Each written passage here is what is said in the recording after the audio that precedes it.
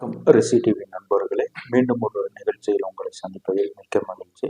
இப்போ ஒரு 2 நாளைக்கு முன்னாடி பார்த்தீங்கன்னா, மத்திய உளவுத்துறையோட தமிழக தேர்தலை பற்றின ஒரு கணிப்பு, ஒரு ரிப்போர்ட்ஸ் வந்து மத்திய அரசுக்கு போயிருக்கு. அதில் என்ன சொல்லியிருக்காங்க அப்படின்னா, மறுபடியும் திமுக தான் வர்ற மாதிரி ஒரு கருத்து கணிப்பு வந்திருக்கு. அதில் திமுக வந்து 90 இடங்களும், தமிழக வெற்றி கழகம் வந்து 70 இடங்களும், தேசிய ஜனநாயக கூட்டணி அதாவது அதிமுக பாரதிய ஜனதா கூட்டணி வந்து 35 இடங்களும், ஒரு 38-40 இடங்கள் வந்து இழுபறியாகும். இந்த 3 கட்சிகளுக்கிடையே இழுபறியாகும். நாம் தமிழர் கட்சி சார்பா ஒருத்தர் வந்து ஜெயிக்க போறதுக்கு வாய்ப்பு இருக்கிறதாகவும் ஒரு கருத்து கணிப்பு வந்திருக்கு. இதை பத்தி நம்மளோட தலைமை செய்தியாளர்கிட்ட மேலும் சில விவரங்களை விரிவாக கேட்டு தெரிஞ்சுக்கலாம். வாங்க நிகழ்ச்சிக்குள்ள போகலாம். வணக்கம். வணக்கம். சரி, இப்ப இந்த ரிசல்ட் நீங்களும் இதை பார்த்திருப்பீங்க. கண்டிப்பா. மறுபடியுமே திமுக தான் முன்னணியில இருக்கிறதா வருது. அதுக்கான கள சூழ்நிலை தமிழ்நாட்டுல நிலவுதான். அவங்க என்ன அடிப்படையில கொடுத்துருப்பாங்க பாத்தீங்கன்னா, திமுகவோட கூட்டணி ஜாஸ்தியா இருக்காங்க. அதோட அடிப்படையில கூட அந்த எண்ணிக்கைய அவங்க வாங்கின ஓட்டு சதவீதம் அதன் அடிப்படையில கூட அந்த ரிப்போர்ட் கொடுத்துருக்கலாம். தாவேகாவுக்கு எனக்கு என்ன அடிப்படையில இவ்வளவு நம்பர்ஸ் கொடுத்தாங்கன்றது தெரியல. ஏன்னா அவங்க வந்து இது வரைக்கும் எந்த ஒரு ஓட்டு சதவீதத்தை நிரூபிக்கல. அவங்ககிட்ட என்ன எவ்வளவு கூட்டணி இருக்குன்றதும் தெரியல. எந்த ஒரு இதுவுமே இல்லாம அவங்களுக்கு எப்படி இவ்வளவு நம்பர்ஸ் கூட கொடுத்தாங்கன்றதும் தெரியல. அதிமுக வந்து அவளை குறைச்சி மதிப்பிடலாம் முடியாது. ஏன்னா அவங்களுடைய எண்ணெய் வந்து பெரிய கிட்டத்தட்ட 70-80 எம்எல்ஏக்களை கையில இருக்கிறாங்க. கூட்டணியிலையும் பார்த்தீங்கன்னா ஓரளவுக்கு இருக்காங்க. சங்கத்துடைய கூட்டணி நிறைய, அவங்களோட சங்கமும் நிறைய அவங்களோட கூட்டம் இருக்குது. நிறைய கட்சிகளும் வெளியிருந்து ஆதரவு நிறைய தெரிவிச்சிருக்காங்க. ஆனா அவங்களுக்கு எப்படி இந்த நம்பர் 35ன்றது கொடுத்தாங்கன்றது தெரியல. நாம் தமிழருக்கு ஒரு சீட் ஜெயிப்பதாக கொடுத்துருக்காங்க. ஆனா ஜெயிக்கிறதுக்கான வாய்ப்பே கிடையாது. சீமான் கூட ஜெயிக்க மாட்டார், வாய்ப்பே கிடையாது. அந்த அளவுக்கு அவருக்கு வந்து மக்கள்கிட்ட 8% ஓட்டு வாங்கியிருக்காங்களே. 8% ஓட்டு வாங்கினா மட்டும் பார்த்தாரு. மக்கள்கிட்ட வந்து அவரு பேசினா மட்டும் பெரிய ஆள் ஆயிருக்காரு. பேசின எத்தனை பேர் தோத்து போயிருக்காங்க. இல்ல, அது மாதிரி குறைச்சும் மதிப்பிட முடியாது. அவரை குறைச்சலாம் மதிப்பு ஜெயிக்கிறதுக்கான வாய்ப்பு இல்லை. 6%-இருந்து 8% மிகப்பெரிய வளர்ச்சி தான். சரி, இப்ப நீங்க அதாவது எவ்வளவு பெரிய வளர்ச்சியா இருந்தாலும் 8, 10, 12 இந்த ரேஞ்சிலே தான் போக முடியுமே தவிர வெற்றியை தீர்மானிக்கலாம். இங்க இருக்கலாம்னா கிங் மேக்கரா இருக்கலாம். சரி, இப்ப அதுல இன்னொரு கொடுமை என்னன்னு பாத்தீங்கன்னா, இது வந்து புரிய மாட்டேங்குது. இப்ப 70 சீட்டு தமிழக வெற்றி கழகத்துக்கு சொல்றாங்க. தமிழக வெற்றி கழகத்துல பிரபலங்கள் யாருமே கிடையாது, கூட்டணி யாருமே கிடையாது. இன்ன வரைக்கும் கூட்டணிக்கு யாருமே கூட போல. இப்போ வரைக்கும் தனியாக தான் நிக்கிறோம். கண்டிப்பா திமுக வந்து 10-15 கட்சிகள் கூட்டணியில இருக்காங்க, ஆளுங்கட்சியா இருக்காங்க, அதிகார பலம் இருக்கு. 234 தொகுதியிலையும் திமுகவோட தெரிஞ்ச குணம். இப்ப நீங்க ஒரு ஊரை எடுத்துட்டீங்கன்னா, இப்போ எடுத்துக்காட்டா நம்ம சொல்றோம், ஒரு சோழவந்தான் எடுத்துக்கோங்க. திமுக சார்பு ஒரு 4 பேர் அந்த ஊர்ல இருக்க அத்தனை பேருக்கும் தெரியும். மேலூர் எடுத்துக்கோங்க, ஒரு 4 பேருக்கு தெரியும். சைதாப்பேட்டை எடுத்துக்கோங்க, ஒரு 4 பேர் திமுக. எல்லா இது அதிமுகவுக்குமே பொருந்தும். அவ்வளவு பலம் வாய்ந்த ஒரு கட்சி 90 சீட்டும், நேத்து வந்த கட்சி 70 சீட்டும் வாங்குறதுங்கிறது வந்து இந்த கருத்து கணிப்பு வந்து சரியான முறையில் எடுக்கப்பட்டதுதானா? சரியா எடுத்த மாதிரிலாம் தெரியல. உங்களுக்கே அப்படியே தோணுது. ஏன்னு கேட்டீங்கன்னா, அன்னைக்கு திமுக வந்து 2011 பாத்தீங்கன்னா ஆளுங்கட்சியா தான் இருந்துச்சு. மிகப்பெரிய பவர்மேன்டா இருந்தாங்க. அன்னைக்கு வந்து மக்கள் வந்து எதிர்த்து கூட்டணி சேர்த்தவங்களை ஆதரிச்சு ஓட்டு போட்டாங்க. அவங்க எதிர்கட்சியா கூட உட்கார முடியல.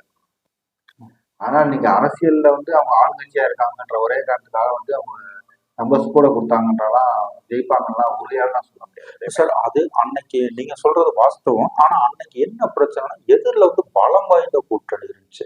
அம்மா இருந்தாங்க, கேப்டன் இருந்தாங்க, கம்யூனிஸ்டுகள் இருந்தாங்க. இவங்க சைடு பாத்தீங்கன்னா திமுக பக்கம் வெறும் வந்து இல்ல, எனக்கு வெறும் பாட்டாளி மக்கள் கட்சி மட்டும் இருந்த மாதிரி தான் தோணுது. திமுகவோட கூட்டணியில இருக்காங்கதான் அவங்களுக்கு தெரியும். ஆனா வெளியே ஒவ்வொரு கட்சி எதுக்கு போராடுறாங்கன்னு உங்களுக்கு தெரியும். இதே நிலைமை சமயத்துல நேற்று கூட இடது கமிஸ்டும் வலது கமிஸ்டும் நெல் நாத்துக்குள்ள மழையில் நினைஞ்சு போச்சு, எங்களுக்கு இவ்வளவு சதவீதம் 10,000 ஏக்கருக்கு வந்து 30,000 கொடுங்க அப்படின்னு சொல்லி போராட்டம் பண்ணிட்டு. பொதுவாக வந்து கம்யூனிஸ்டுகள் யார் அவங்களே ஆட்சியில் இருந்தாலும் அவங்க ஆட்சியை எதிர்த்து போராட்டம் பண்ணத்தான் செய்வாங்க. அது கம்யூனிஸ்டுகளோட ரத்தத்துல உள்ளது. சரி, இப்ப சப்போஸ் வந்து இந்த ரிசல்ட்டே இவரே வந்து நம்ம திருமாவளவனே வந்து சாராயத்துக்கு எதிர்த்து போராட்டம் போராடுறாங்க, மறுபடியும் அறிவாலயம் போனா கையை கட்டி கும்பிடுதாங்க. அதாவது வீட்டுல எலி வெளியே புளின்னு சொல்லி சொல்லுவாங்கல்ல, பழமொழி.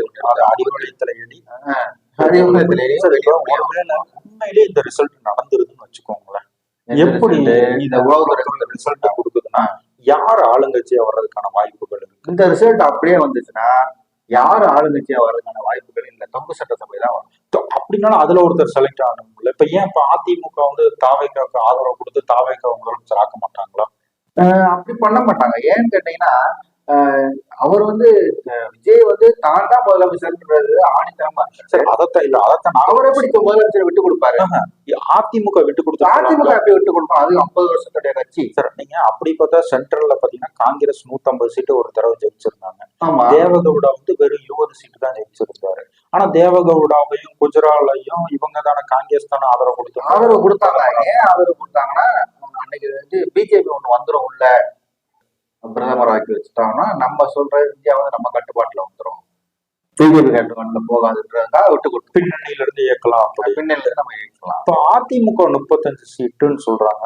இப்ப நம்மளோட சோர்ஸுகள் அடிப்படையில் நம்ம பார்த்தோம்னா அதிமுக ஒரு 30 பேர் வந்து தனிப்பட்ட முறையிலேயே ஜெயிக்க. கண்டிப்பா இந்த ரிப்போர்ட் கொடுத்ததெல்லாம் தப்புன்ற மாதிரி வந்து மக்களை குழப்புறதுக்காக இருக்கணும், இல்லைன்னா கட்சிகளை குழப்புறதுக்காக. ஒருவேளை அந்த இழுப்பறையின் போட்டதெல்லாம் அதிமுக பக்கம் போகலாமா? அதிமுக இழுபறின்னு சொல்றது அதிமுக போறதுக்கான வாய்ப்புகள் நிறைய இருக்கு. அப்படியே போனாலுமே தொங்கு சட்டசபை 90, 70 இவங்களும் இழுபறியும் போது 60, 70 வந்துடுறாங்கல்ல. அப்போ ஆவரேஜா கிட்டி கழிச்சு பாத்தீங்கன்னா 70, 80 ரேஞ்சில நாங்க 100 யாருமே தொடலையே. அப்ப 3 பேருமே அந்த 80, 75 சுத்திட்டு இருக்கும். அப்படியேதான் சுத்திட்டு வர மாதிரி ரிப்போர்ட். அதிகபட்ச வாய்ப்புகள் வந்து திமுகவுக்கு தான் இருக்கு. அவங்க வந்து வாய்ப்புகள் பார்த்தா இவங்க கொடுத்த ரிப்போர்ட் பாத்தீங்கன்னா வாய்ப்புகள் அப்படிதான் சொல்லுது. ஆனா ரிப்போர்ட் சொல்ற எல்லாமே வந்து நம்ம ஏத்துக்க முடியாது. சரி, இப்ப அதே இந்த ரிப்போர்ட் வந்து இப்ப இன்னைக்கு முதலமைச்சரும் பார்த்திருப்பாங்க, திமுக காரங்களும் பார்த்திருப்பாங்க. அவங்களோட எண்ணம் என்னமா இருக்கும்? அதாவது நீதாண்டா பெரியாள், உங்கள்கிட்ட என்ன வேணுதோ என்னன்னா நம்மளே பெரியாள் சொல்லிட்டோம் அப்படின்போது அவங்க என்ன பண்ணுவாங்கன்னா தன்னுடைய சிந்திக்கிற டைமை குறைச்சு. இல்ல, ஒருவேளை நம்ம அப்படி நீங்க சொல்றீங்க. ஆனா ஒருவேளை அவங்க என்ன நினைக்கலாம், இப்ப 90 சீட்டு வந்து ஓகே நம்ம இருக்கிறோம், இன்னொரு 30 சீட்டு அந்த இழுபறி எல்லாம் எந்த தொகுதின்னு பாருங்க. இழுபறியில 30 வருஷம் கண்டிப்பா கொண்டு வர முடியாது. இவங்க 4 வருஷம் கொண்டு வரலாம், 5 வருஷம் கொண்டு வரலாம். இழுபறியில ஒரு 10 கோடியை நீ கொடுக்க வானான்னு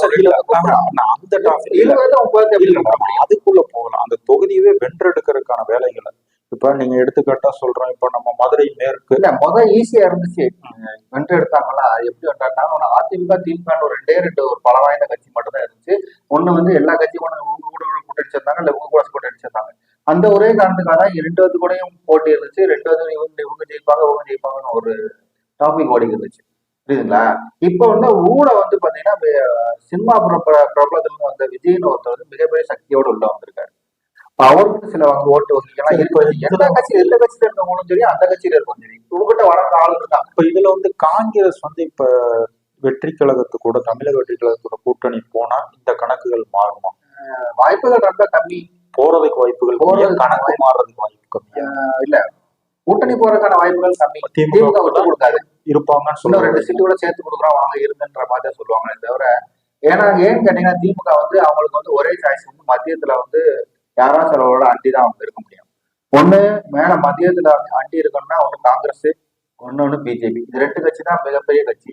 இந்த 2 கட்சி தான் இந்தியா முழுவதும் வந்து பரவலா இருக்காங்க, ஆள் இருக்காங்க, எம்பியும் ஆள் இருக்காங்க. திமுக ஒரே சாய்ஸ் வந்து காங்கிரஸ் திமுக விட்டு போக மாட்டாங்கிறீங்க. இப்ப இதே வந்து இன்னைக்கு நாளைக்கு தாவேக்க வந்து தனியாக 70 சீட்டு போட்டிருக்காங்க. இப்ப அதே தாவேக்க கூட திருமதி பிரேமலதா விஜயகாந்த், திரு டிடிவி தினகரன், திரு ஓபிஎஸ் இவங்க போனா அந்த கூட்டணி இன்னும் முன்னாலே கண்டிப்பா ஜெயிக்கிறதுக்கான வாய்ப்புகள் ஜாஸ்தியாவே இருக்கு. ஜெயிக்கிறதுக்கான வாய்ப்புகளே இருக்கு. ஏன்னா இவங்கிட்ட டிடி தினகரன்டையும் 5% ஓட்டு இருக்குது, பிரேமலதாட்டையும் 5% ஓட்டு இருக்குது. அப்புறம் இவங்ககிட்டயும் ஒரு ஓபிஎஸ்டையும் ஒரு 3-4% கூட கண்டிப்பா இருக்கும். அதெல்லாம் எங்களுக்கு எந்த ஒரு மாற்று கருத்து இல்லை. ஒரு 3-4% அவர்கிட்ட ஓட்டு இருக்கு, இவர்கிட்ட ஒரு 10-5% ஓட்டு இருக்குன்னு வச்சுங்களேன். அதாவது ஒரு முதலமைச்சர் நிர்ணயம் பண்ற ஓட்டு சதவீதம் பாத்தீங்கன்னா 35-38 தான். கண்டிப்பா அப்படிங்கும்போது அந்த நம்பர்ஸ்ல அவங்களுக்கு ஈஸியா கிடைச்சிருக்கு. இன்னொன்னு இப்ப இவங்க 3 பேரும் அந்த கூட்டணிக்கு போறப்ப இன்னும் சில கட்சிகள் வரும். கண்டிப்பா அமைப்புகள்லாம் நிறைய வரும்ல உள்ள. இப்ப அதிமுகவுக்கு என்னதான் சார் வழி? அதிமுகவுக்கு என்ன பொறுத்த அளவுக்கு தலைமை வந்து சரியில்லை. இப்ப அவங்களோட நிலைமை என்ன? யாருதான் அவங்க கூட்டணிக்கு வந்தா அவங்க பலம் இன்னும் அதிகம், அவங்க கூட சேர்றதுக்கான வாய்ப்புகளை யாருமே இல்லைங்கிற மாதிரி சொல்றாங்க. பாட்டாளி மக்கள் கட்சியுமே தாவேக்காக்கு வர்றதுக்கான வாய்ப்புகள் நிறைய அதிகம் இருக்கு. ஏன்னா அவங்க வந்து ஆட்சியில பங்கு கேட்கிறாங்க. ஆட்சியில பங்கு தர்றது ஒரே ஆடு இப்போதைக்கு ரெடியா இருக்காங்க. விஜய் விஜய் மட்டும் தான் பங்கு தர. இப்ப உங்களுக்கு 2 சென்ட் என்கிட்ட இடம் இருக்கு, நீங்க 1 சென்ட் இடம் நீங்க கேக்குறீங்கன்னா நான் தர தயாரா தான், என்கிட்ட தான் நீங்க வந்து வருவீங்க. இப்போ உங்க கருத்து கணிப்புப்படி, இப்ப உங்க கணிப்புப்படி பார்த்தா பாட்டாளி மக்கள் கட்சி, தேசிய முற்போக்கு திராவிடர் கழகம், அம்மா மக்கள் முன்னேற்ற கழகம், ஓபிஎஸ் இவங்க செஞ்சா இப்ப திமுகவோட தாவேக பெரிய கூட்டணி ஆயிருமே. அதாவது உளவுத்துறை ரிப்போர்ட் என்ன சொல்லுது பாத்தீங்கன்னா திமுக ஒண்ணு தாவேக, திமுக பக்கத்துல காங்கிரஸ் தவிர மற்ற எல்லா கட்சிகளுக்கும் 1% 1% வாக்கு. ஆனா இவங்க 4 பேர்த்துக்குமே பாத்தீங்கன்னா குறைஞ்சபட்சம் 4% வச்சாலுமே 16%. இப்ப திமுகவிலையும் பாத்தீங்கன்னா கூட்டணி கட்சி நிறைய இருக்குன்ற பேரு, ஆனா ஓட்டு சதவீதத்தை பாத்தீங்கன்னா 2, 1, 1 அப்படிதானே இருக்கு. திமுக ஒண்ணு மட்டும் தான் ஜாஸ்தியா இருக்கு. ஆனா இந்த தாவேக்கால் அப்படி கிடையாது. இல்ல கூட்டணி சேர்ந்தால் திமுக அதிகப்படியான ஓட்டு சதவீதம் உள்ள கட்சிகளா ஒன்று சேர்க்கிற பட்சத்துல வந்தா பாமகவுக்கும் ஓரளவுக்கு ஓட்டு சதவீதம் நிறைய இருக்குது, கண்டிப்பா தேமுதிகவுக்கும் ஓரளவுக்கு நிறைய இருக்குது, டிடிவி தினகரனுக்கும் ஓரளவுக்கு நிறைய இருக்குது, ஓபிஎஸ்க்கும் ஓரளவுக்கு இருக்குது. இதெல்லாம் வந்து ஓட்டு சதவீதம் கூட உள்ள கட்சிகள். இது யாருமே திமுக போறதுக்கு வாய்ப்பே இல்லை. இதுல இப்ப என்ன இன்னொரு பிளஸும் பாத்தீங்கன்னா பாட்டாளி மக்கள் கட்சியும் தேசிய முற்போக்கு திராவிடர்களும் வட மாவட்டங்கள்ல நல்ல செல்வாக்கான, ஓபிஎஸும் டிடிவியும் தென் மாவட்டங்கள் மத்திய மாவட்டங்கள்ல நல்ல செல்வாக்கான கட்சி. விஜய்க்கு தமிழகம் முழுக்க பரவலா செல்வாக்கு இருக்கு. அப்படிங்கிறப்ப இவங்க சேர்ந்தா வெற்றி கூட்டணியா இருக்கான வாய்ப்புகள், முதலமைச்சர் ஆகிறதுக்கான வாய்ப்புகள் இருக்கு. அவரை ஆட்சியில பங்கு தரேன்றாங்கல்ல. அண்ணன் தம்பி 4 பேர் இருக்கோம், எல்லாரும் ஈக்குவலா பங்கெடுத்து போச்சுட்டா எந்த ஒரு பிரச்சனையும் யாருக்குமே கிடையாது. சரிப்பா, அந்த எனக்கு பங்கு கூட வேணும், எனக்கு பங்கு குறையா வேணும்னு சொன்னா 3 நிலையமா இருக்கு. அந்த இழுப்பறி தொகுதிகள் 38 சொல்றாங்க, 40ன்னு வச்சுக்கலாம். அது யாருன்னா என்ன அடிப்படையில் அதெல்லாம் என்ன அடிப்படையில் அவங்க கொடுத்துருப்பாங்க? என்னுடைய கணிப்புல நான் சொல்றேன்னா, இதெல்லாம் வந்து இன்னும் வந்து தமிழக வெற்றி கழகத்துக்கு வந்து டிடிவி தினகரன் வெளியே வந்து ஓபிஎஸ் பாமக இவங்கெல்லாம் வந்து உள்ள ஒன்று சேரும் பட்சத்தில் இந்த 38 இழுபறியும் வந்து தாவேக்காக போறதுக்கான வாய்ப்புகள் இருக்கு. அவங்க வந்து முதலமைச்சர் ஆகிறதுக்கான வாய்ப்புகள் இருக்கு அப்படின்னு நான் பாக்குறேன். இப்ப தாவேக்கால முகம் தெரிஞ்சவங்க அவ்வளவு கிடையாது. முகம் தெரியணும், முகம் தெரியலன்ற அரசியலை பொறுத்தளவுக்கு அந்த அளவுக்கு பெரிய லெவலில் விஜய்ங்கிற பேஸ் போதுங்களா என்ற ஒரு பேஸ் போதுமானதுதான். ஏன்னு கேட்டீங்கன்னா அதே அவரே வந்து முதல்ல மாநாட்டுல பேசும்போது அவர் என்ன சொன்னார்னா 234 தொகுதியில விஜய் நிக்கிறாரா தான் நீங்க நினைச்சு ஓட்டு போடணுமே தவிர மத்த ஆள் நின்று ஓட்டு போடணுன்ற அவசியம் இல்லை. அதே மாதிரி எங்க கூட கூட்டணி வர அனைத்து கட்சியுமே நாங்க பங்கு பதவி எல்லாமே தரோம் அப்படின்ற மாதிரிதான் இன்னைக்கு வரைக்கும் அவருடைய அந்த பேச்சுல இருந்து ஆரம்பத்துல இருந்து இப்ப வரைக்கும் கரெக்டா. கிருஷ்ணசாமியும் கூட விஜய் கூட போற மாதிரி தான் ஒரு மூவ் பண்ணிட்டு இருக்காரு. நிறைய சங்கங்களே நிறைய போகும். டாக்டர் கிருஷ்ணசாமி அவரு புதுமுகமா இருந்தாலும் பழைய கட்சிலாம் போறதுக்கான வாய்ப்புகள் என்னன்னா ஆட்சியில பங்கு தரணுன்ற ஒரு. ஆமா, டாக்டர் கிருஷ்ணசாமி அதை ரொம்ப நாளா சொல்லிட்டு இருக்காரு. அவருக்குமே இந்த தென்காசி பக்கம் ஒட்டப்பிடாம அந்த இது ஏரியாலாம் ஓரளவுக்கு செல்வாங்க. நாங்குநேரி அந்த ஏரியா தொகுதிக்கு 10,000 ஓட்டு, ஒரு 10 தொகுதியில அவருக்கு நல்ல செல்வாக்கு. இப்படி எல்லாம் ஒண்ணு சேரும் போது அந்த 38 இழுபறின்றது வந்து அது வந்து நம்ம தாவேக்காக்கு வர்றதுக்கான வாய்ப்புகள். இப்ப சீமான் வந்து ஒரு சீட்டுன்னு கருத்து கணிப்புல சொல்லுது, நீங்க அது வரமாட்டாருக்கிறீங்க. அவரோட வாக்கு சதவீதம் என்ன ஆகும்? எப்படி அவர் ஜெயிக்க? அதாவது வெற்றின்றது ஒரு 50,000 ஓட்டு வாங்கினான்னு வச்சுக்கோங்களேன், இவர் 50,000 ஓட்டு வாங்குறாரு, அவர் 50,000 ஓட்டு வாங்குறாருன்னு வச்சுக்கோங்களேன். ஏடிஎம்கேவும் சரி டிஎம்கே 50,000 ஓட்டு வாங்கினா இவருக்கு தனிப்பட்ட முறையில என்ன செல்வாக்கு இருக்கு? 50,000 ஓட்டு வாங்க. இவங்க கட்சி எத்தனை சதவீதம் ஓட்டு வாங்குவாங்க? போன தேர்தல கண்டிப்பா அதை விட கம்மியா தான் ஆகும். 8ஓட கம்மியா தான் கண்டிப்பா கண்டிப்பா.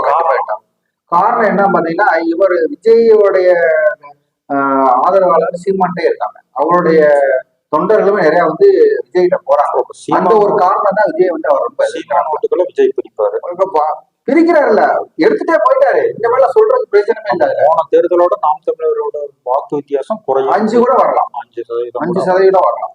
சரி, பார்க்கலாம். உளவுத்துறையோட கருத்து கணிப்பு வந்திருக்கு. இன்னும் தேர்தலுக்கு இன்னும் 6 மாதங்கள் பக்கம் இருக்கு. அதுக்கு இடையில இன்னும் நிறைய தடவை சில விஷயங்களை பத்தி பேசலாம்.